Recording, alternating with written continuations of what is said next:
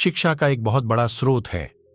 अपने जीवन भर बुद्ध ने लोगों को एक अच्छा, खुशहाल और भक्तिमय जीवन जीने की शिक्षा दी।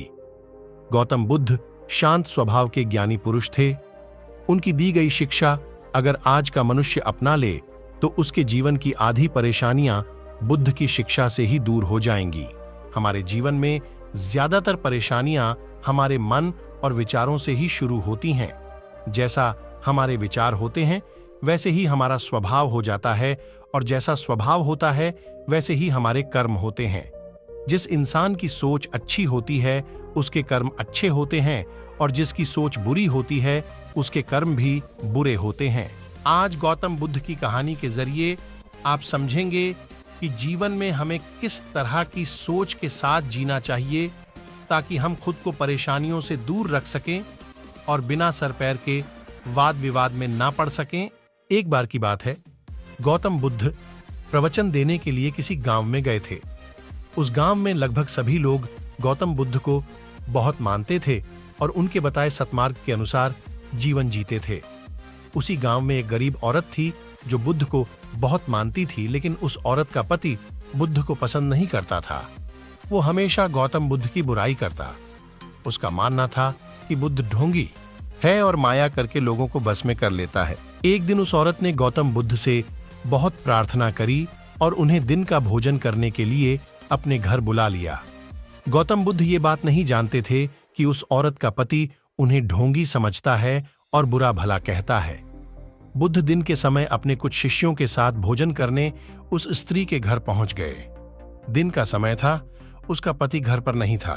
उस औरत ने बुद्ध का स्वागत किया और सबके लिए खाना लगाया।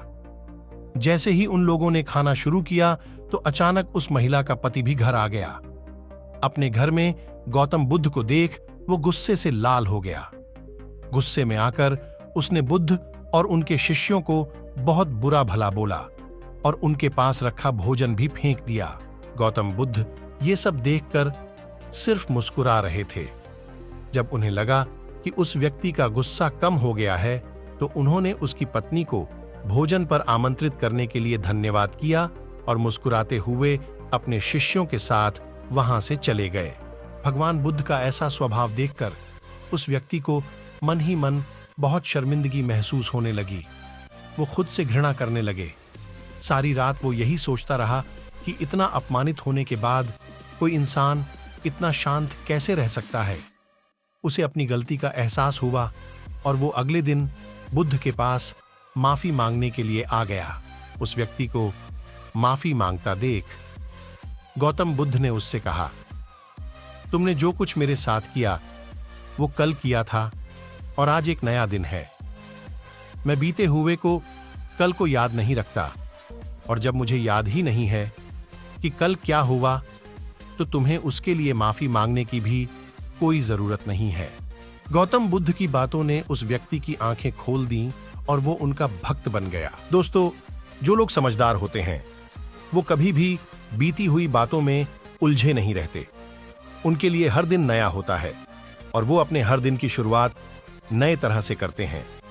कुछ बातें ऐसा होती हैं जिन्हें भूलना बहुत जरूरी होता है, वरना वो बातें हमें अंदर ही अंदर खा जाती हैं। लेकिन बहुत से लोग ऐसे होते हैं जो पुरानी बातों को भूल नहीं पाते, बार बार उनके बारे में सोचते रहते हैं। पुराने बातें या यादें अगर अच्छी हैं तो कोई समस्या नहीं है, लेकिन अगर वो बुरी हैं और बार बार याद आती है या आप खुद उन्हें बार बार सोचते हैं तो वो बातें डर, डिप्रेशन, गुस्सा या फिर बदले जा रूप ले लेती हैं। ऑफिस में बॉस की डांट, ब्रेकअप का गम, स्कूल में टीचर की मार, रास्ते में हुई किसी से बहस, इन चीजों को आप जितनी जल्दी भूल जाएं उतना ही बेहतर है। ऐसी चीजों को हम जितना याद करते हैं ये हमारे दिमाग में उतना ही नेगेटिव असर डालती हैं और बार बार हमें कुछ गलत करने पर मजबूर करती हैं। इसलिए बीते हुए कल में हुई ऐसी बातों को भूलना सीखो जो आपके भविष्य को खराब कर सकती हैं। जो बीत गई सो बात गई, ऐसा सोचकर अपनी जिंदगी को पॉजिटिवली जियो। आशा करता हूं कि आप सभी को गौतम बुद्ध की प्रेरणादायक कहानी पसंद आई हो। ऐसी ही और भी शिक्षाप्रद कहानियां सुनने के लिए इस ब्लॉग से जुड़े रहें।